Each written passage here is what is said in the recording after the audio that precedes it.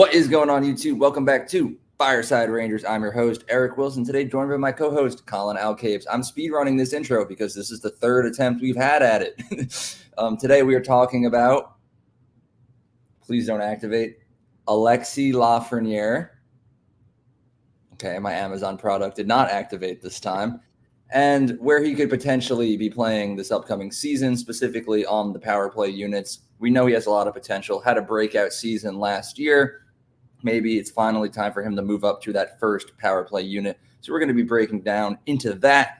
But before we do, there is one or two things I want to address, because since the last time we've uploaded a video, a couple of things have happened in the Rangers world. Earlier today, the Rangers did sign Erne to a professional tryout. So we do want to dive into that right away. And also recently, after we mentioned his name last episode, the Rangers hired Mark Staal immediately after his retirement. I don't want to make a whole video on that. Wink, but we'll talk about it briefly. So before we get into those minor things and the major topic of today's discussion, please make sure that you guys like, subscribe, ring that bell so you don't miss notification. Leave your thoughts down in the comment section below, and be sure to follow us on all of our social media platforms at Fireside Rangers. But before we really get into it, Colin, how are you doing? And out of those minor things, the Erne and the Staal situation, which one do you want to give your quick thoughts on first?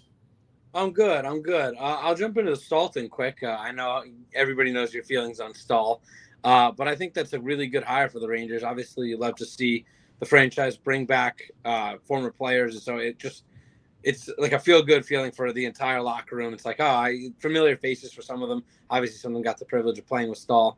He was such a big part of the franchise for so long, a homegrown guy. Drafted in like 2005 and spent a majority of his career with us. So it's good to see him come back and, maybe give some wisdom to some of these young defensemen and help them with their game, because he was never really an offensive guy. He was a defensive defenseman, and that's kind of what the Rangers need right now. So, he can maybe part with some wisdom and help guys like Schneider and maybe Zach Jones and K'Andre Miller, take that next step in their game in their own zone. Interesting. See, to those watching, the reason why I winked earlier is because we did make an episode on it, and my rage for Mark Staal blinded me, and my lawyers and my PR team told me it would be best to scrap the episode. No, I'm just kidding. I don't know. I don't care. So no comment from me. I mean, it's a hiring, whatever. Overrated defenseman. To those of you watching, you know how I feel, but if you want an actual take, you can listen to Colin right there. But how about Adam Erne? I think it's an interesting PTO signing, right? He's not on the team just yet. We'll see how he performs. 29 years old, spent last season split between Edmonton and their AHL team. Not bad, not great, in my opinion. I think of all the things Drury could have done, it's not the best, right? This entire offseason has been a little bleak, but it's an interesting signing. He's a winger, maybe adds some depth to Hartford. I don't mind it at all. Don't love it. Don't hate it. It's a PTO signing. We'll see how it plays out. Not worth an entire episode. No wink this time, but it's worth mentioning just to keep everybody in the loop. So I don't know how you feel. Yeah, I mean, it's good depth. I think he could be, the AHL is going to need some help just because we've been raiding them for players nonstop, whether it be Rempe and Edstrom or Cooley or, Kako and Laf never really even got a chance to play down there. But it's like every time we draft a guy, he's pretty much up pretty quick. The only guy that we haven't really touched yet is Skora. Even Othman had a brief stint. They're just always trying to help make sure that team can stay as competitive as possible. And I think that this is a potential good signing for them. I don't think he could be an NHL regular. I think if you look at his past couple seasons, it's been pretty bleak. Although he has been on some pretty bad teams. So, take that with a grain of salt, but 24 games last year with the big club Oilers. He was a ±0 with 2 points.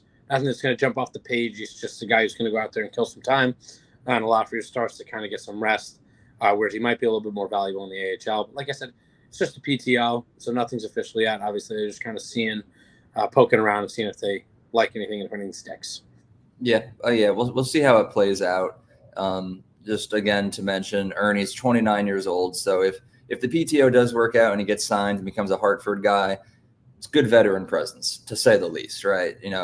That might be one of the bigger positives that would come from it. So we'll see. Again, not worth an entire episode, but definitely something to keep an eye on. So we'll see how that plays out. But we touched upon the Staal situation. We touched upon the Erne PTO signing.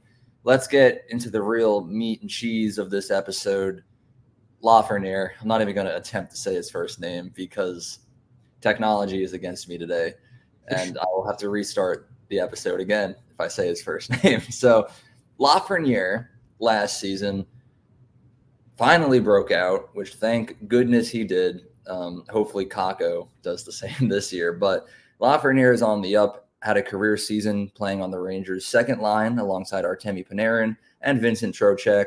Where he did not shine, however, was on special teams, the power play, because he was trapped down in the Rangers' awful second power play unit. We look at the Rangers' power play. Overall, you might think pretty positive of it. Every ounce of positivity in your body likely came from that first power play unit, however, which consists of Chris Kreider, Vincent Trocheck, Artemi Panarin, Mika Zibanejad, and Adam Fox. A star-studded PP1. It got the job done most of the time. Put the Rangers as like a top 5 power play team for a majority of the season. They honestly might have finished the season as a top 5 power play team. Definitely top 10, if not in that top 5. And then you look at our second power play unit, which as of the time of this recording includes new, recently signed forward Riley Smith, which I think is an improvement, Philip Hedl, Capo Kako, Jacob Trouba, and Alexis Lafreniere. I got scared. I slipped up. In my opinion, that second power play unit is terrible. I think the addition of Smith makes it better. But if Hedl's healthy, that will also make it better. But Kako, Trouba, I don't know. I mean, I think speaking of just the unit as a whole, put Keandre Miller in there. Why is Jacob Trouba in there? Keandre Miller is so much better at offense and could probably quarterback a power play unit so much better than Jacob Trouba, but that's not the topic of this episode. Lafreniere has what it takes to shine. He's being held back on the second power play unit. I think what the Rangers need is to really balance their units. Power play unit 1, star-studded. Obviously, they're going to score most of the time when they're on the man advantage. Second unit left to dry with pretty much nothing than Alexis Lafreniere. So in my opinion, maybe take Mika Zibanejad, throw him down on the second unit. He struggled a little bit last year. Maybe he could bring some, but he's still better than the second power play unit. So he could bring some life into there. Lafreniere can suit up with the first unit, balance things out, maybe just a little bit better. That's my opinion. Not sure how you feel. Please enlighten us. There's a couple interesting ways to look at this. Obviously, Laf is on the verge of becoming an NHL superstar, in my opinion. 57 points in 82 games. He's still so incredibly young, and people just tend to forget that. And only 6 of those points came on the power play, 2 of which were goals.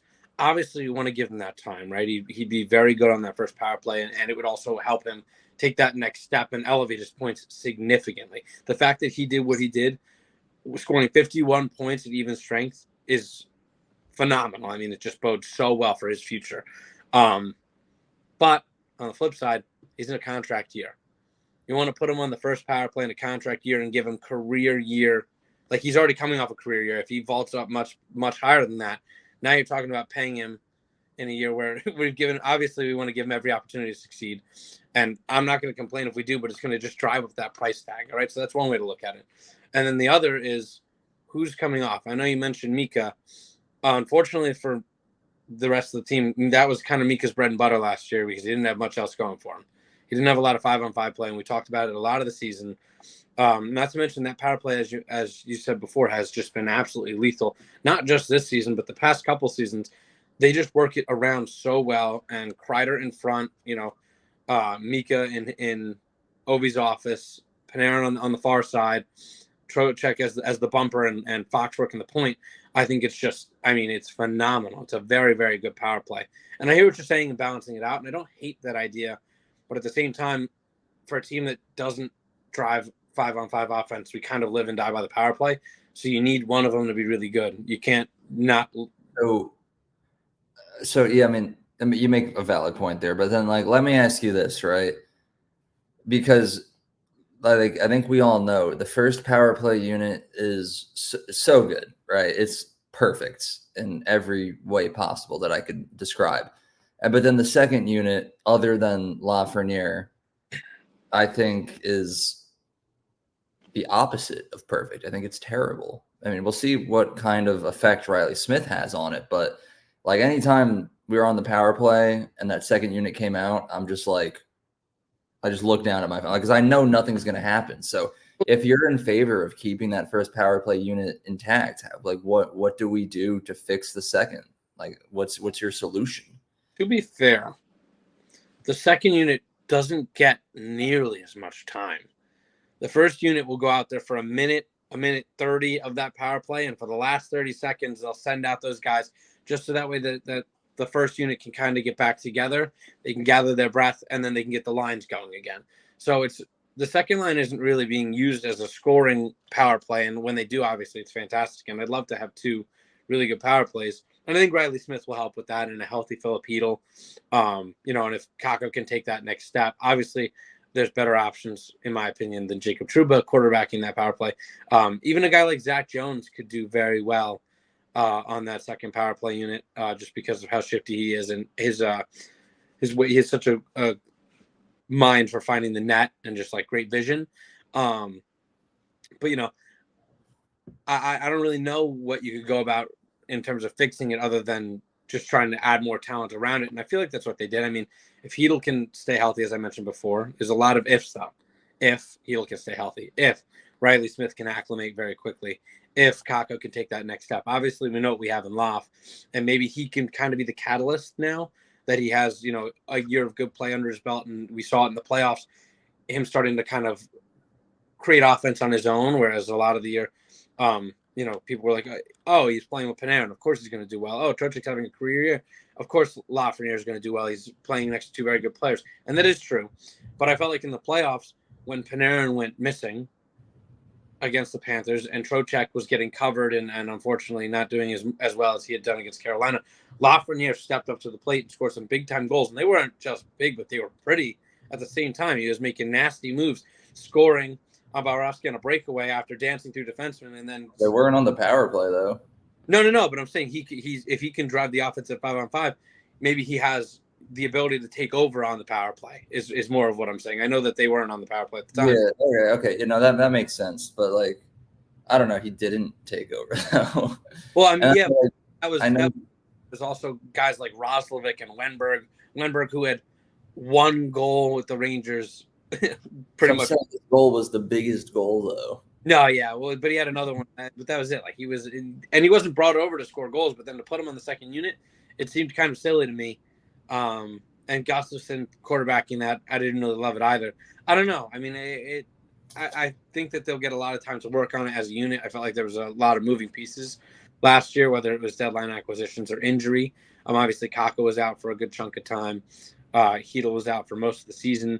So they didn't get any consistency going whatsoever. I felt like there was constantly somebody hurt. Even Jacob Trouba, who was quarterbacking that power play from time to time, got hurt. Gustafsson got hurt. Like there's a lot of fluctuation on that. Whereas on the first line, they stayed together for almost the entirety of the season. The only player that really missed significant time was Adam Fox for a little bit early on. It's. I think that also plays a big part in it. But I think that Riley Smith will be a welcomed addition to it. Another guy who has a nose for the net, a good shot. I think it'll make them a little bit more diverse. But I also think if you want to see them really do better, they just need more time. And I don't think that they're going to get it just because of how dominant that first power play is. But if I'm Laviolette, I'm not changing anything personally.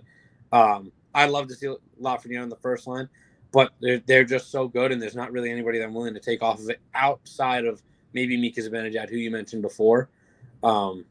Just because, if he's going to do a lot of his good on the power play, maybe he should do it on the second line and let Lafreniere do his thing. But, like for the progression of Lafreniere, I'd like to see him on the first. But for the progression of the team, I think you keep it as is. Yeah. I mean, I know you referenced how the second power play unit doesn't get that much playing time. And, obviously they don't perform as well. But, big terms coming out of my mouth here. Is that causation or correlation, right? Like, are they not receiving time because they are bad, or are they bad because they are not getting enough time? Like, I feel like if you were to give Alexi Lafreniere more playing time, he would absolutely increase his point production. But, God forbid you give Jacob Trouba like a 2-minute power play that we're letting up like 4 shorthanded goals. So I don't know. I'm torn on it. I really want to see Lafreniere finally take the next step up, advance, and place himself into the role of a star on the Rangers. Because even though he broke out last season, I wouldn't consider him to be one of our stars just yet, solely because he doesn't receive that much playing time. So I don't know. I want to see him make the jump, take that next step, but I don't know if he can do it on the second power play unit. But then you make a good counterpoint. You also don't really want to break up an already successful power play unit. So I don't know. I'm torn. We'll see what happens. In Laviolette, we trust. We'll see. But if you have any final responses, share them now before. Honestly, that pretty much wraps it up. I just want to know what everybody else is thinking. So make sure you let us know down below what everybody else is thinking, because I'm interested to see the different takes and maybe things that we're missing and what other people are thinking. You make a good point with the causation and correlation and whatnot, but are they also? I'll tell you what it is. They're not getting more playing time not because they're bad, but because the first unit is just that good. You're talking about a top 5 unit at least the last 3 years. I don't have it up in front of me, but I know for a fact they're a top 3 unit because the 5-on-5 play has just been abysmal, and yet we've still been a top team the last 3 years. So I think it's just been that that power play has carried them as far as they have, where it's like you can't break them up now because you could point to the reason that they are the reason we're making the playoffs half the time. Like they have single-handedly won us games, that power play. So it's hard to argue against breaking them up. But that's just me. It's interesting. It is interesting. There's also the chance that I definitely butchered that scientific reference of causation versus correlation. Where does that even fall under? Is that psychology? Is that philosophy? I don't know. Either way, I'm neither. So yeah, I don't know. I'm torn.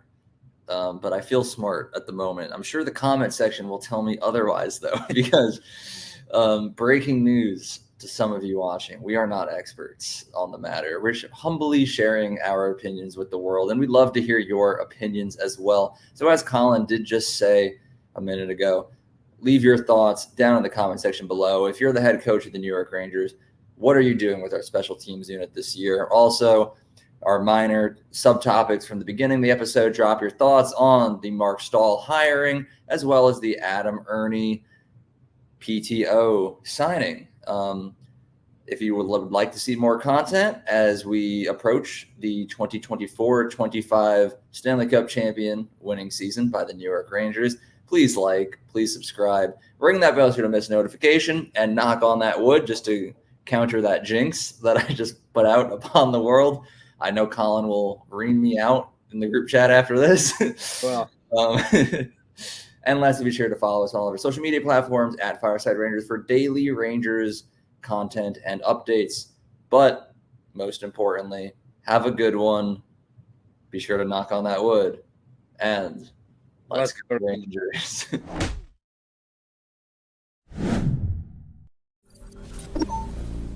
Today we are having a discussion about the upcoming leading point scorer of the New York Rangers, my bold prediction, Alexi Lafreniere. Sorry, I'm having trouble connecting to the internet. It looks like an issue with the router echo device, so try restarting them. Not now, Siri. Then plug the router back in. Wait 30 seconds.